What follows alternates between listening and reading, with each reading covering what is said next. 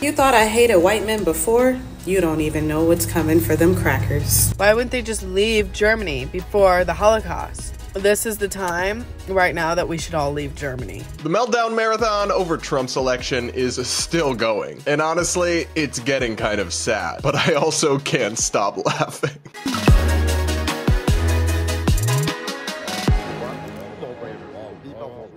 Hey guys, I'm Brad Polumbo. Welcome back to the Brad vs. Everyone podcast, where we take on the craziest ideas from across the internet and across our politics, all from an independent perspective. Thank you guys for joining me. We've got so much coming up about all the woke, insane meltdowns over Trump's big victory, from TikTok to MSNBC to The View. And without further ado, let's check in on the Clock app, because our friends over there are not coping well.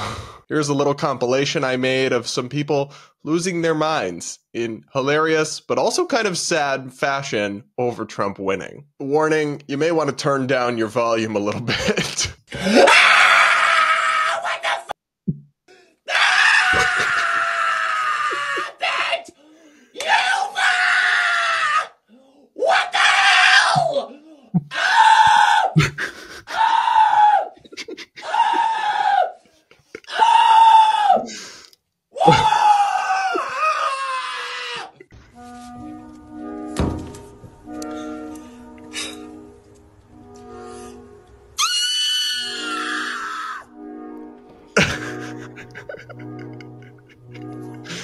I'm sorry! No!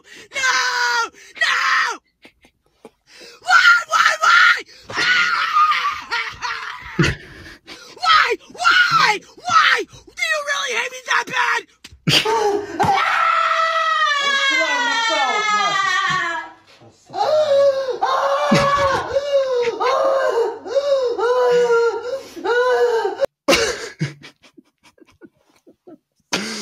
So on one level, I do feel bad for these people. But on another level, I'm not going to sit here and pretend that this shit isn't hilarious when it is. We have grown adults losing their minds in 4K, all because the election didn't go their way. And they've just got this dystopian, hysterical, detached from reality vision of what's about to happen to them, as if they don't remember 2016 to 2020 when Trump was already president. And look, I agreed with some things, I disagreed with others, I had criticisms of him, I thought he did some things well, some things kind of crazy, but the sky did not fall. There were no dystopian death camps, and there is no need for this level of meltdown and outrage. So yes, we can have compassion for these people because I think they've been clearly lied to and misled by mainstream media's hyperbole and alarmism, which I push back on all the time, and its rank bias, and also by social media extremists, activists, and partisans who make a living by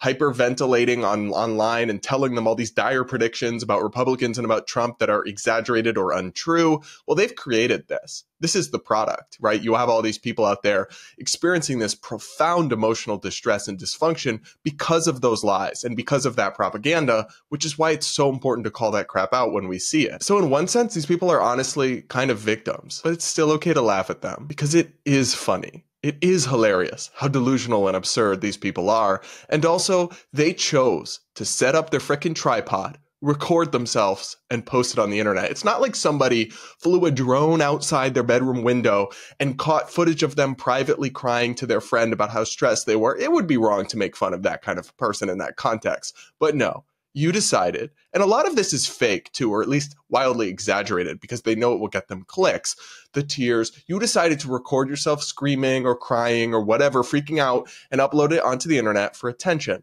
So it's okay for us to laugh at you. Sorry. Not sorry. There's also a social media dynamic here that is really worth unpacking. Online culture valorizes victimhood and has made oppression a form of social currency, and it's created this dysfunctional world that you actually somehow socially benefit by uploading videos of you to the internet where you scream and rant and cry like a lunatic. Something's broken there. Clearly. Like, that's not a healthy online social media culture that produces this kind of result. But at the very least, it makes entertaining viewing for us. Thankfully, very few of these people's wild fears will actually become true when Trump takes office. And hopefully, they'll realize that their hysterical stress was mostly for nothing. The other issue I have with the absurd freak out, which we'll get more into later in this video, is that it actually discredits the many legitimate criticisms and concerns that people have about Trump becoming president again when they take everything to the nth degree and they just melt down. Like, there are actual issues I'm pretty concerned about. Some of his trade policies, some of what he might do with immigration, some of his stuff on press freedom and freedom of speech I've talked about, I'm not on board with, and I will push back on. But when you have hysterical people freaking out and acting like he's the new Hitler and like the world's gonna end, it discredits everyone, and it just gives everyone an excuse to write off all the criticisms or complaints as if they're all crazy, as if they're all absurd. In short, y'all are not helping. You need to get a grip, and you need to stop uploading this to the internet and then acting like we're bad guys because we laugh at you. And we're going to run through some more toxic TikTok content that's going viral right now, including this video of a mom who has scared her children so much that they're crying over the election results and then is capitalizing on it for internet clout. Take a listen. Harris did not win. Who won? Trump. So Take a breath. Yep. So today may look a little different at school. Okay, there are probably going to be friends who have questions, right? I'm sure your teachers are going to, I think, we currently are in a country where we get to choose, right? And people have different priorities. They have different values. Some people hear what he has to say and they don't believe him. And some people hear what he has to say and they believe him and they agree with him. So today's probably, your school day is probably going to look pretty normal. Okay, your teachers are going to do a really great job of, if you have questions throughout the day or if you have big feelings throughout the day. Do you like these? Are you sad? I'm very sad. And now you're crying.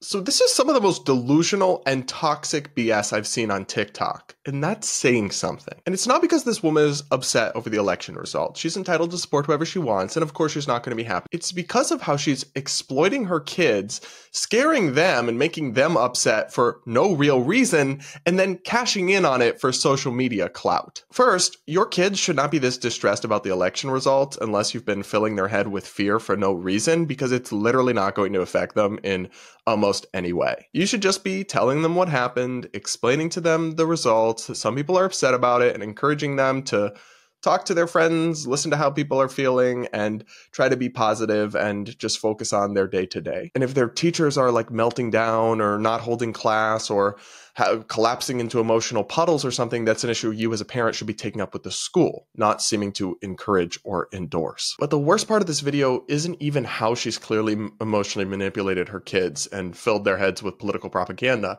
It's that she's putting her kids' voices and tears on the internet, exploiting their emotion and pain that she, not Trump and not his supporters, has artificially created, and blasting it out into the internet for attention, validation, clout, and money. I'm not a parent, but I can't imagine doing that to my kids, exploiting them like that. Like, I find it sickening, honestly. I'm pretty skeptical of posting your kids on the internet at all because there are so many creeps out there. And so I think if I do have kids, I won't even post their faces most likely. But it's one thing to post your Thanksgiving family photo. It's something entirely different to post your kids crying and utilize their tears to maximize algorithmic retention and views. Something is sick here, and it's not Trump or his supporters. Up next, this woke preacher is coming unhinged over Trump and telling all his supporters they're all going to hell. Let's take a listen. I'm delivering 3 sermons today, each one to a different group of people.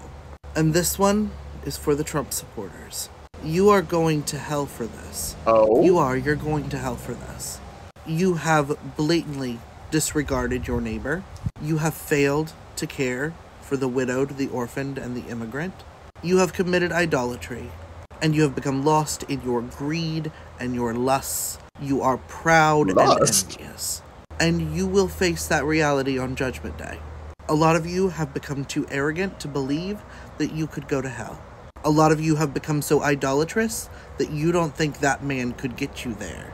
But you are wrong, and I have never felt something with such conviction in my entire life. And I don't come to you as a saint, I come to you as a fellow sinner.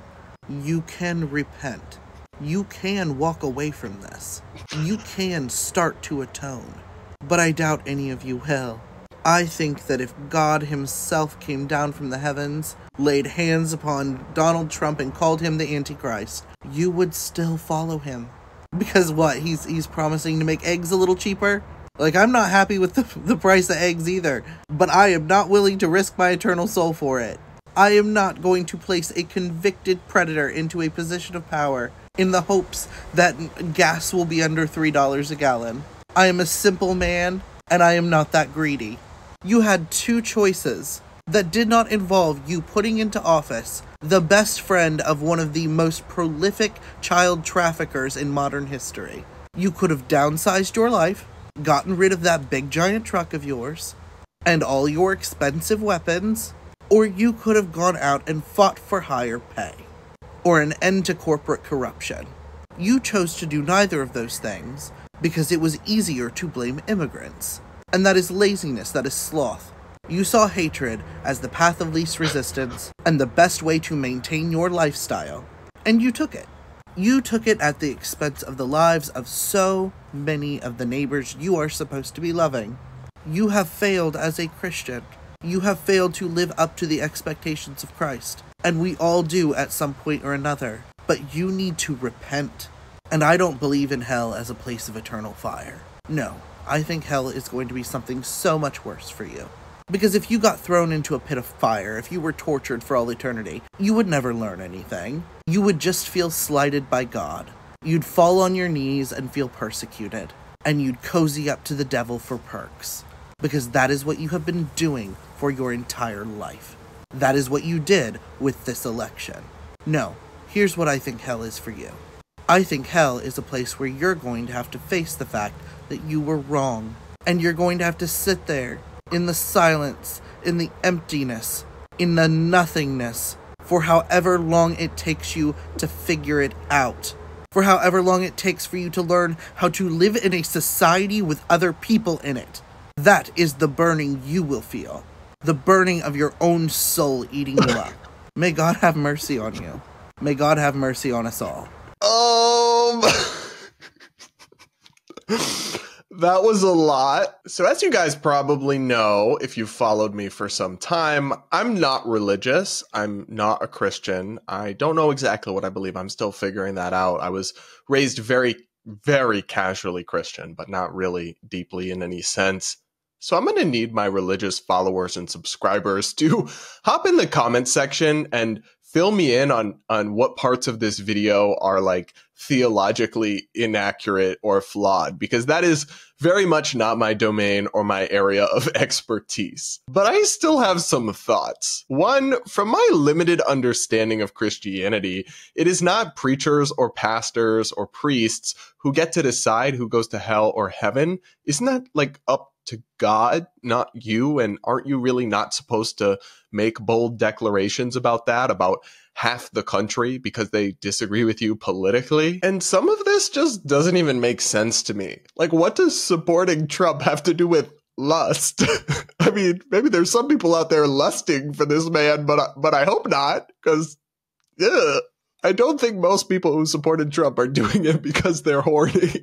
And I actually do think some super intense Trump supporters can be cult-like, or they can be idolatrous almost, in that they will never admit that Trump does anything wrong and they like think he's so amazing. But most people who support him aren't actually like that. They admit that he has many flaws, but they see him as the better of the options, and they view him as a wrecking ball that they see as needed to wreck things and bash up a broken system and establishment. And while I never support Trump and I have my criticisms of him, I can still understand why people feel that way after all these years. And that's another thing that really bugged me about this video.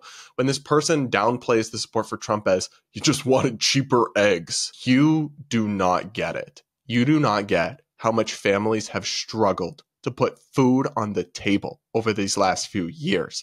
Inflation has been a massive problem that has bankrupted families and caused so much stress and pain and heartbreak, and you're going to dismiss it all as you wanted cheaper eggs? That's actually totally dishonest and disingenuous and nasty. There's other parts of this video that are just wrong. Like, Trump is not a convicted predator. He has allegations against him of all sorts of bad behavior, but the only crime he's been convicted of relates to bookkeeping offenses related to a payment made to a porn star, but is not a criminal offense about assault of any kind. There was a civil case, but that has a much lower standard of proof. Words and facts do matter, so you could say he was found civilly liable for sexual abuse. That would be a true statement. But to call him a convicted predator, which refers to criminal law, is not accurate or true, and facts still matter. And what is this whole nonsense about Trump supporters choosing him at the expense of the lives of their neighbors? What? There are not going to be death squads roaming around and executing people. Like, y'all are insane. Delulu, off the charts. He was already president, and it wasn't that bad. I know many Trump supporters, and I do not believe that it is fair to characterize their decision as cozying up to the devil for perks. But I think it's fair to describe this video as cozying up to Delulu for clicks and attention. Which, again, I'm not religious, but I'm sure violates some of these sins you seem so confident about. What did you guys think of this wild one? Especially my religious followers and viewers. Let me know in the comments, because wow. Next, a couple quick TikToks that I wanted to run through with you because they're just so unhinged. Some of the takes that are popping off on this website right now, I really am slightly concerned. If you thought I hated white men before, you don't even know what's coming for them crackers. Well, she seems absolutely lovely and sweet. I mean, it's actually bad to hate people because of their skin color or gender as a demographic or as a monolith. That is racism and sexism. It's giving woke KKK. And I just can't believe that stuff like this is constantly allowed to percolate and go viral on TikTok, but my milquetoast criticisms are routinely taken down as hate speech. 2024 is just a wild place to live, y'all. Meanwhile, other TikTokers are having even more delusional reactions to Trump's election. Like this one who says she might wake up a slave. Yo, I'm scared to go to sleep.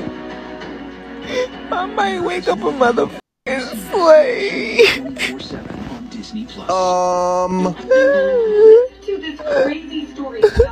Y'all, like, why are y'all Trump supporters? Like, why?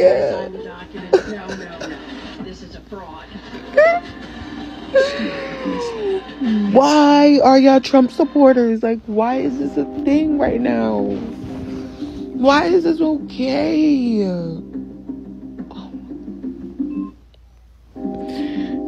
I can't do this no more. I should have kept my vote to myself because I knew it didn't matter. I knew it didn't. Wake up a slave.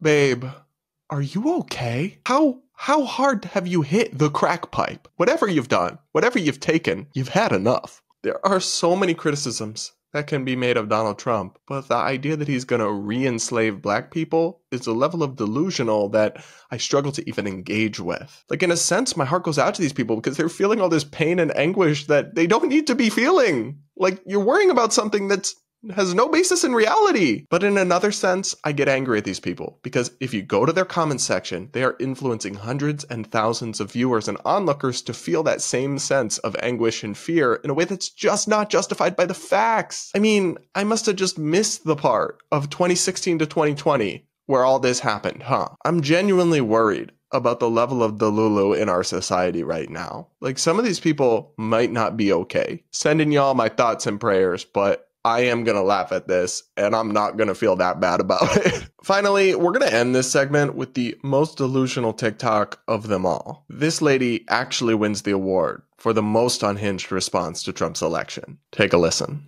I just want to remind everyone that when we were in school and people would always ask the teacher, why wouldn't the Germans just leave Germany? Why wouldn't they just leave Germany before the Holocaust? This is the time right now that we should all leave Germany. Just saying. Y'all, I just rolled my eyes so hard, I have a headache. They can't help themselves. They really can't. With the incessant, non-stop invocations of Hitler. It's just absurd.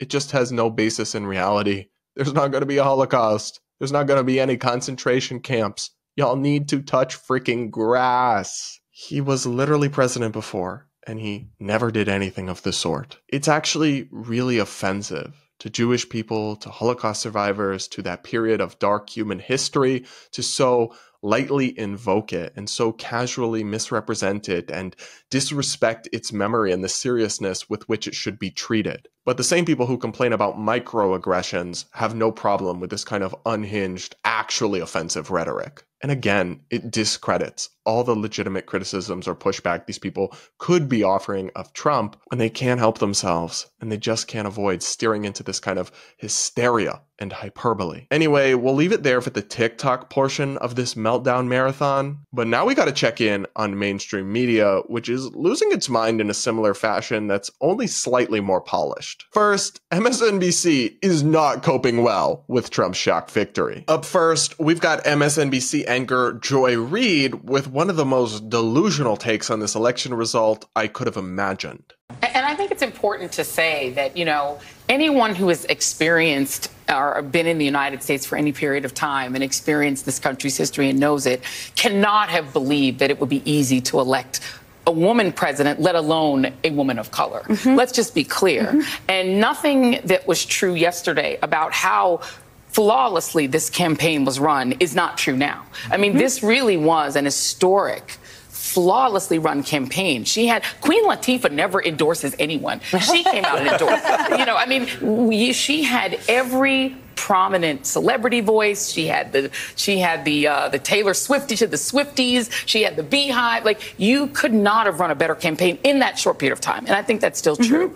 I can't believe they're still doing this. They still don't get it. And this kind of take, this kind of delusion, this being this out of touch with the American people is literally why Trump won. It is just an unimaginable level of cope to suggest that the reason Harris didn't win is because she's a woman or because she's a person of color. No, actually, she wouldn't even have been on the ballot if she was a white dude. That's just a fact. Biden literally said he was only considering women to be his vice president and strongly preferencing women of color, and she only was on the ballot because she was Biden's vice president. So she actually owed her position to the benefits of affirmative action and DEI and the approach taken by the Democratic Party. And so not only did she not lose because of her identity, she only even was in the race in the first place because of her identity. When she actually had to run on her merit, which was in the 2020 Democratic presidential primary, she crashed out and lost horribly. And are there some people out there who didn't vote for Harris consciously or subconsciously because of her gender or her race? I'm sure. But it's a vanishingly small portion of the American electorate, and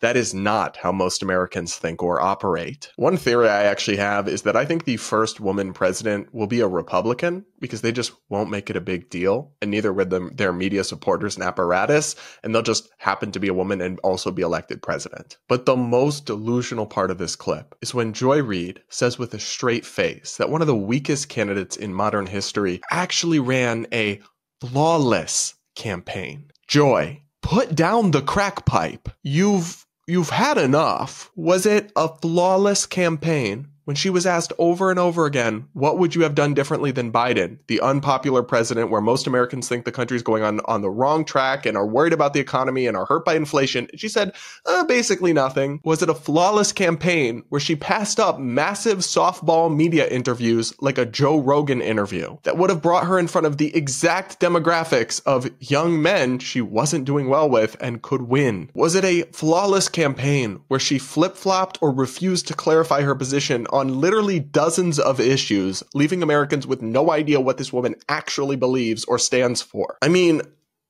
I don't think it was the terriblest campaign I've ever seen, and I'm actually open to acknowledging that because Biden took the nomination and then was forced to drop out, they were in a tough spot and they had to kind of scramble together with a couple months to go. So obviously it'd be hard to run a super great campaign, but it was pretty bad, not flawless. And the fact that she got celebrity endorsements doesn't change that. One, because nobody gives a shit and it didn't help her. And two, because Democrats always get celebrity endorsements. It's just irrelevant. Oh my gosh, the idea that people like this get paid millions of dollars for their level of political analysis by the biggest cable news outlets and media outlets in the world. And then somewhat sane people like me have to make our own way in the world and don't get these cushy gigs or contracts. Just shows you why the media is f***ed up and why everybody's ditching it in droves. Joy Reid also blamed the patriarchy for Kamala's loss. Essentially exceed the numbers that Joe Biden had in the suburbs. And I think we have to be blunt about why. Black voters came through for Kamala Harris. White women voters did not. That is what it appears happened in that state, is that if you can't flip enough white women, and we've talked about this on this set numerous times, is that you have a state where you've got a 6-week abortion or a 12-week abortion. I think theirs might be 12 weeks. Yep. But it's a state where women lost their reproductive rights, where there was a very heavy push to get women to focus on not putting in place, re-electing, putting back into the White House the person who was responsible for taking those rights away and restoring them. But that message obviously was not enough to get enough white women to vote for Vice President Harris, a fellow woman. This will be the second opportunity that white women in this country have to change the way that they interact with the patriarchy. And, God bless Shannon Watts, who has tried to have that conversation. But if people aren't receptive to it, and if people vote more party line or more on race than on gender and on protecting their gender, there's really not much more that you can do but tell people what the risks are and leave it to them to do the right thing. Stop. Wow. Just wow. Obviously, I'm not a white woman, but I just must imagine this must be incredibly offensive and condescending. This idea that you're some sort of traitor to your gender if you are also a woman who is pro-life, or at least not rabidly pro-choice and making your entire electoral decision around that. The idea that you must be voting for whiteness or the patriarchy, you couldn't possibly be concerned about our border crisis or immigration or about the high cost of living and inflation and bankrupting your family. No. You're just voting to uphold the white supremacist patriarchy buzzword word salad sandwich. Like, it really is such a flattening and reductionist and simplistic level of political analysis that Joy Reid engages in. This approach just strips women of their individuality and treats them like automatons who are just required to vote blue because of their chromosomes or whatever. And the actual issues here are much more complicated, okay? Maybe their idea of protecting women has to do with crime or the economy or immigration or fairness and safety for women in sports or prisons in regards to some of the radical trans stuff. Like, there's so much nuance here that could be motivating women's votes. You don't get to flatten them and reduce them into gender traitors because they dare vote in a way that the benevolent and wise minds of MSNBC find so incomprehensible. Newsflash, Joy. The Democrats lose over and over again because they listen to people like you. And when they do win, it tends to be when they're doing the opposite of the kind of approach you embody. But it's not just one anchor, Joy Reid. This really was a theme across the entire progressive MSNBC network, including this message from Joe Scarborough, one of the network's big hosts, similarly suggesting that it's just racism and sexism at play here in this election. Take a listen. I just say, Rev, really quickly, too. Democrats need to be mature, and they need to be honest. And they need to say, yes, there's misogyny. But it's not just misogyny from white men. Mm-hmm. It's misogyny from Hispanic men. Right. It's misogyny from black men, things we've all been talking about, who do not want a woman leading them. Might be race issues with Hispanics. They don't want a black woman as president of the United States. You know, the Democratic Party, I've always found when you're sitting around talking, they love to just sort of balkanize everybody into these separate groups and say, oh, white people don't like women and black people. No, it is time for the Democrats to say, okay, and you and I have talked about this before, a lot of Hispanic voters have problems with black candidates. Right. A lot and of, with other Hispanics. You've got some exactly. that don't like each other. And, right. and some of the most misogynist things I've heard going on this Get Out the Vote tour came from black men. I mean, misogynist things. So you're absolutely right. It's not simplistic. And we've got to have real honest conversations about it. Real honest conversations. So it's so funny to hear them say, like, Democrats have balkanized people into racial groups too much while literally doing that. And they really have learned nothing. Are there some people out there who are racist or sexist, including some minorities? Sure. That is not a major reason people didn't vote for Kamala Harris. And you're not going to insult people into agreeing with you. The more you attack these voters who are turning against you and insult them and suggest they must just be bad people, that's the only reason they could possibly not support your side, the more you're pushing them into the arms of your enemy. Keep it up. You're doing a great job. This approach is working out swimmingly for the Democratic Party. Most actual minorities are not buying this narrative about racism.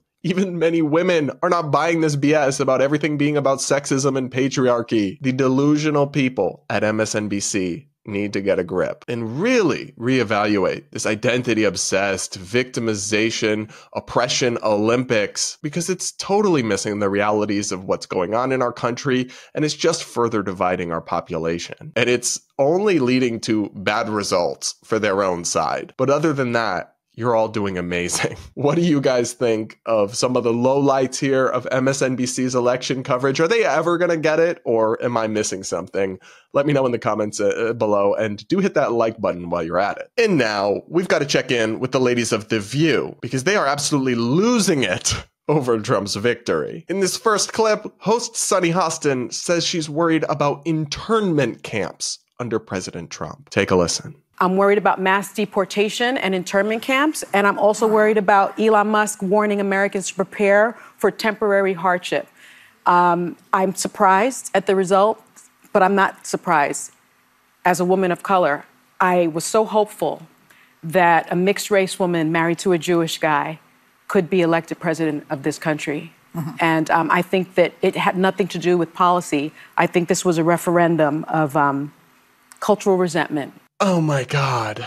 She really just said she's worried about internment camps, referencing FDR's presidency where he rounded up Asian-looking people and put them in camps because of the war with Japan under a Trump presidency. That is delusional. First, you know it was actually Democrats that did that, right? And that FDR is still considered a hero and an icon by many in the Democratic Party, including President Biden. But secondly, Trump actually never did such a thing in office the first time. They do this all the time with this insane hyperbole where they discredit their actual legitimate concerns. For example, I have serious concerns about Trump's plans for mass deportation. I think a lot of people who really are benefiting our country could be caught up in that. I think it could hurt the economy. It could tear apart some families. Like, it could be a logistical nightmare, but they have to discredit those concerns by taking it all to a hysterical level. Give me a break. And then the victimization identity politics BS. Kamala didn't lose because she's an Indian woman married to a Jewish man. Like, none of that. It actually had a lot to do with policy, babe. Americans across the country of all colors and sexualities and genders and all the sort have struggled under her administration and the rising prices and inflation that they contributed to with their policies. They're concerned about our border crisis, about the chaotic world that's unfolded under the Biden administration. They're not voting against her because she's a woman of color. She's only even in this position because she's a woman of color, for goodness sake. Because she only ended up on the ticket because she was Biden's vice president. And he openly said he was only going to select a woman as his vice president and strongly preferred a woman of color. So the irony, when she's only even in the race to begin with because of DEI and affirmative action, to then also claim that she's a victim because of her identity is a joke. But I guess that makes it pretty par for the course for the level of political analysis on The View. Sunny Hostin was really on a roll in their episode about the election. Listen to how she talked about uneducated white women with so much disdain. Because black women tried to save this country. Again, last night, 92% of black women voted for the vice president. You have Latinas in the 70 percentile voting for the vice president. What we did not have is white women who voted about 52%, right, for Donald Trump. Uneducated white women, is my understanding. You have Latino men, actually, voting more for him. And you have, and black men was not the story. We're not the story here because they voted almost 80% for the vice president. Right. So why do you think that uneducated white women voted against their reproductive health freedoms? And why do you think Latino men voted in favor of someone that's going to deport, says he's going to deport the majority of his community? White women like being called uneducated white women. I think the economy matters, national security matters. But when you put people in these boxes, I think that's a takeaway from this race. We have to look at the demographics of it. Oh my gosh. This disdain and this elitism is exactly why Democrats lost. Uneducated white women. She means women without a college degree. And guess what, guys? A lot of college degrees aren't worth the paper they're printed on. And going to college doesn't mean you're inherently a smarter or superior person to someone who didn't go and might have all other sorts of life experience or wisdom or insight that's valuable. But please, continue to look down on these people from your multi-million-dollar salary and your prime cable news chair. That'll definitely win you their votes. And I just hate this idea that white women are supposed to be a monolithic pro-abortion voting bloc as if they're not individuals who might have different views on the actual pretty complex and nuanced and intricate debates of morality and science and ethics that are involved in abortion. Many women are pro-life, actually, and don't agree with abortion, but they just want to flatten them into gender traitors if they don't agree with their far-left position on a given issue. It's insane, and it just strips them of their individuality and their agency and the very real concerns they might have, like inflation or the border. Like Alyssa Farah-Griffin, the one person on The View with any sense, rightly pointed out, they've got to stop doing this and just insulting people and looking down upon them and calling them names and taking them for granted and stripping them of their individuality by just treating them like identity boxes. At least they've got to stop if they ever want to win again. This approach is going to give us Donald Trump Jr. in 2028. It really is. Now, here's the part of The View's ridiculous election coverage that actually bothered me the most. And can we not let Fox News off the hook, please? I don't understand. And Newsmax and all the fake news that's been going out there. You know, one of the things that we need to do, and it's not to abolish the Department of Education. As a former teacher, believe me, he's talking about doing that. Yes. You know, kids I brought this up before, I'm going to bring it up again. In Finland, kids in nursery school are learning to discern between fake news and real news. Yeah. They should be teaching that in this country. Yeah. Teach children tolerance, teach them to think critically.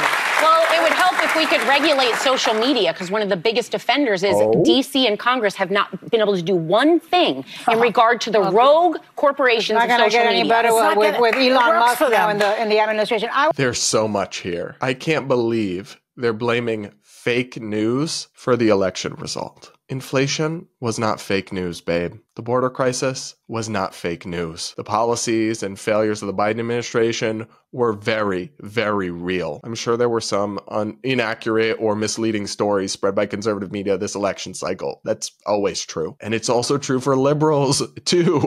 Especially The View, of all places, actually. I mean, how much fake news did you hear about Project 2025 and these ominous warnings, even though Trump literally denounced it and didn't have anything directly to do with it and put out his own agenda that was quite different? I saw ads on my TV every day, practically, saying Trump was going to ban IVF, even though his actual campaign proposal was not just to legalize and protect IVF, but make it taxpayer funded for all. Like, the delusion it requires to believe that fake news is a one-side problem is really quite something. And then the second bit about how, we only lost because all this misinformation was spread on social media and we couldn't censor it with the government. Babe, if your side can't win without dystopian government censorship of speech online, your side doesn't deserve to win. And the problem there is not the government.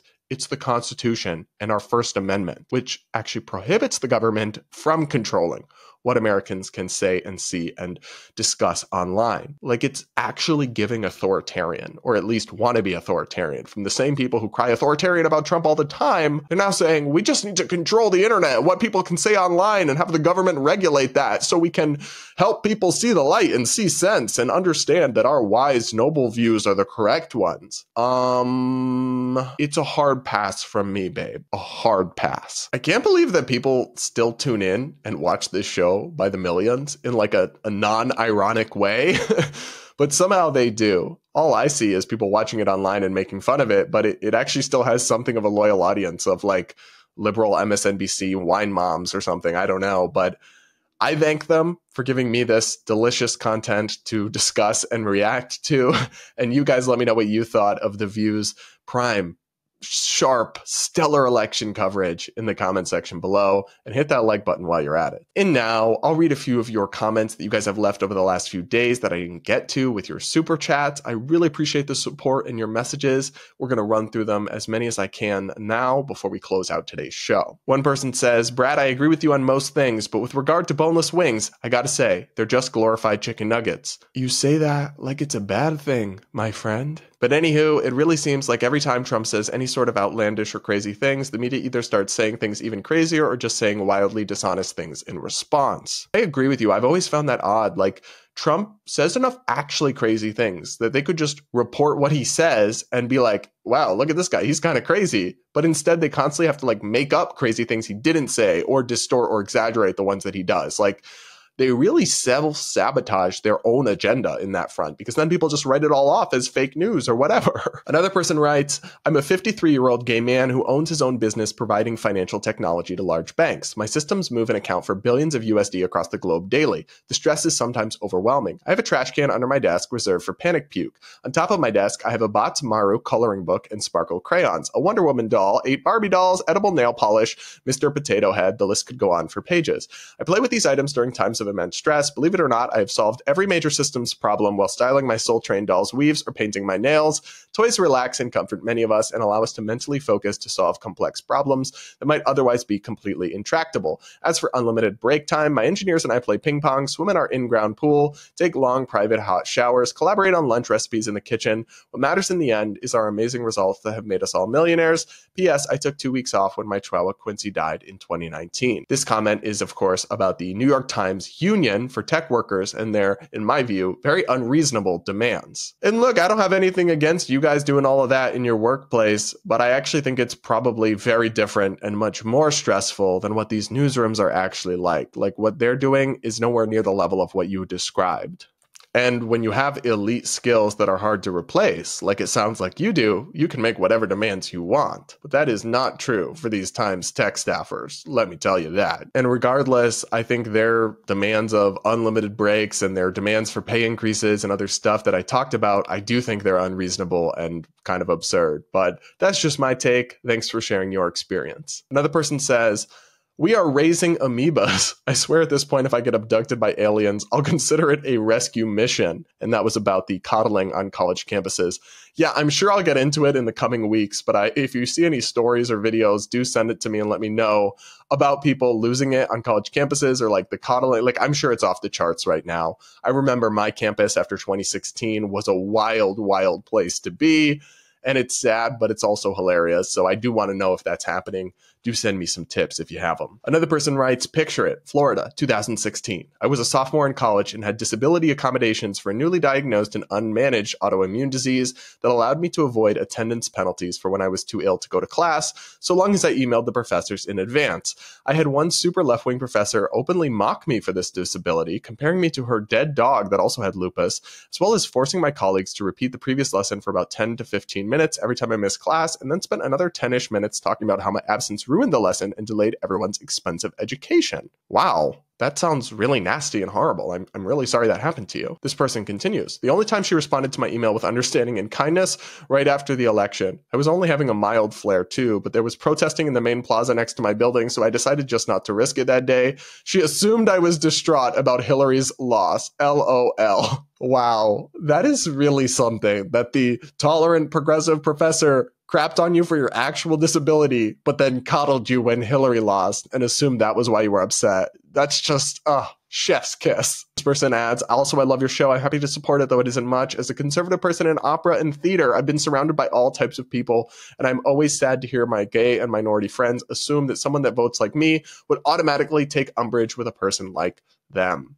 Well, thank you for your support, and I bet you've had a lot of interesting experiences in the opera world as a non-woke person. So if you ever come across anything too crazy, do tip me off to it. Another person says, I'm so about me, talking about Reggie and the loss of my dog recently. I'm so glad that you aren't pushing the feelings down. I sincerely believe that grief is the shadow of gratitude. I believe we feel it to drive us to remember everything we can about a loved one, so they burn bright in our minds and live on in our hearts. Yeah, thank you. I really appreciate it. And that is what I'm trying to do. I'm trying to make sure I'm only feeling it at certain times. Other times I distract myself, but I don't want to just push it down and not feel it at all. Like, I want to actually experience the loss because I think that's part of what it means to have something special in your life. Another person writes, thanks. Oh my gosh. Are we sure that first story wasn't a story from The Onion? And that's about the campus cuddling over the election. And no, unfortunately, it was very real. I even saw the emails from Georgetown myself. Someone, I was looking up the story and looking into it, and someone sent them to me. Very real and very pathetic. Another person says, I agree with you, read blue cheese for the buffalo, but boneless wings are adult chicken nuggets. I said what I said. Y'all keep saying that like it's a bad thing. Chicken nuggets are fire though, so an adult version is a good thing. Another person writes, I'm an independent. If I have to choose a party, it would be libertarian, and I voted for Trump. They both had 4 years and it was better and cheaper under Trump. It's just a logical response. Be so for real, they need to chill. Yeah, look, I know a lot of people who made that similar calculation. It's not what I decided to do, but hey, you're entitled to your opinion, and no, I don't think it makes you some evil, nasty person, and I don't think the sky is going to fall. Another person says about my little rant about how Democrats are offering an unappealing alternative. Yes, I've been saying this since 2016. Thank you. Yeah, a lot of people are resonating with that little rant, but it just seems so obvious to me. Like, the fact that Trump is beating them is an indictment of what they're offering. Like, he shouldn't be hard to beat in a normal world, but they keep losing. Another person writes about the crazy people I've been reacting to. Party of love and tolerance and inclusion, love and unity. I can't roll my eyes hard enough. Put down the crack pipe.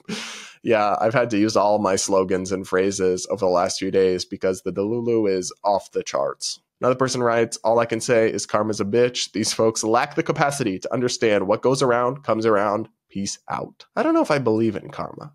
That's an interesting thought. But thank you for the comment and thank you for the support. All right, everybody, that is it for this episode of the Brad vs. Everyone podcast, this marathon of meltdowns over the election. Thanks so much for tuning in. Do make sure you're subscribed if you aren't yet. Do hit that like button before you go, and do comment with your thoughts on today's episode and everything we've been talking about recently. I do read the comments and I take the time to respond to a few of them on every show.